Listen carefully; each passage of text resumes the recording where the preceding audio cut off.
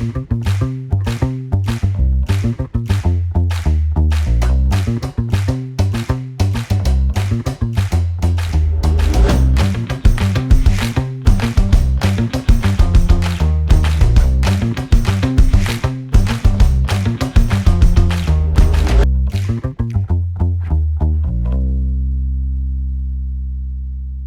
when I started out, all of it was a surprise to me, and while Scope 1 and 2 seemed like obvious ones to count, if you then see what you're responsible for in Scope 3, that really blew my mind that there's so much you have to take into account. We quickly realized that the Scope 1 and 2, so really what we directly control, was a very minor part of our total emission. We had been working with our company for a couple of years already on our Scope 1 and 2, and that was a very intensive work. But then when we calculated our entire scope, we saw that there's 95% in our supply chain to be reduced, so that we had only tackled 5%.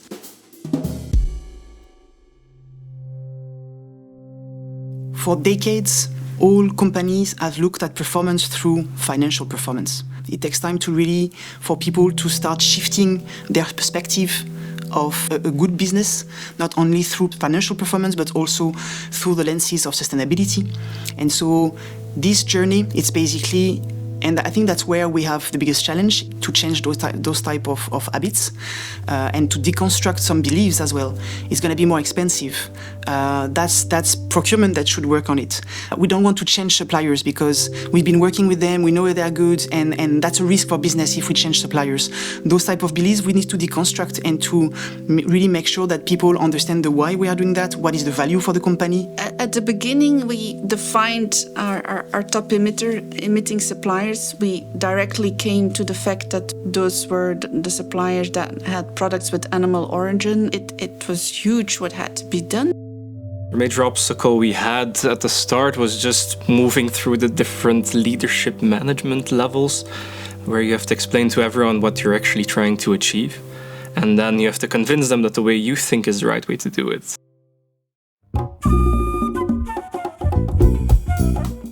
Now, when they asked me to lead the program, it was the typical dual reaction where you're very happy to get the lead over something, especially so early on in the career. At the same time, the pure angst of not knowing how to really get started, and you just start reading whatever's out there. We went into the field, we took on our muddy boots and went to talk to the farmer and discover what is really happening at the farm. Where are the emissions coming from, and what can we do together, explore together on how we can work the land differently, how we can change the feed to have less emissions.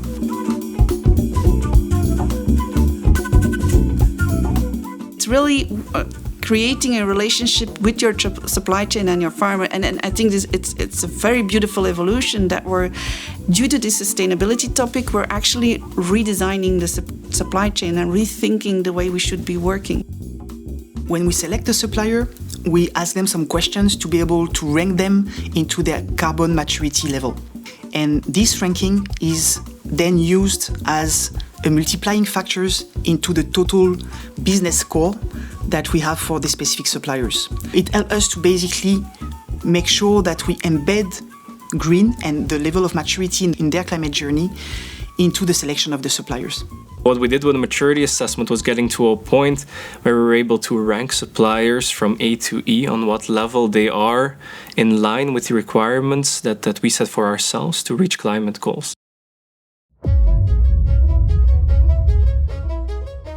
Humankind doesn't like change. I think it's a normal human reaction, probably, to want to push back because we are all very busy in our business. There is no extra cost working with companies that are more sustainable, and actually the opposite around. That could be less cost, and that could be working with companies that will be more performant. So, of course, we all want to work with the one that will help us the best in our business, right? So that will be the one that will be sustainable. We were discouraged by the slow progress, although they're catching up now, but we're 3 years further now. But it takes time, and there's sectors are working on solutions, but not every sector is as much mature as another one. So we cannot always wait for those solutions, and that's why we keep doing pilots and discovering ourselves how we can move ahead.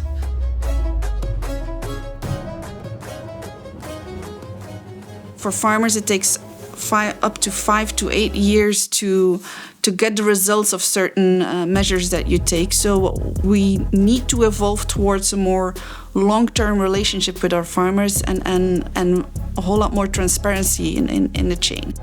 To really get everyone on board, everyone needs to understand their role, and you need to educate them and enable them to act on their own. And in the first stage, that does often mean to be the activist yourself and make it a topic, so also when they see you, they know it's going to be a topic. We are on track, but we need to accelerate. So we are on track, but there is still challenge in front of us, and we need still to put a lot of effort and energy into accelerating into our goal, which is moving as well.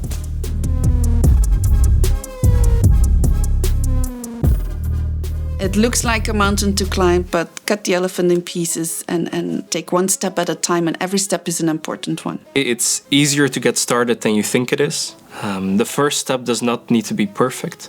Everyone has a willingness to work on this topic. It's just about showing them the way, and the best way forward is to simply take that first step and take a leap. Well, I like to take the sentence of the IPCC. One of the latest IPCC report was summarized as Code Red for Humanity, being a clear call for action. But in the same time, in the report, they also listed all the solutions. We all have to act now, together, and we have to collaborate to make it fast.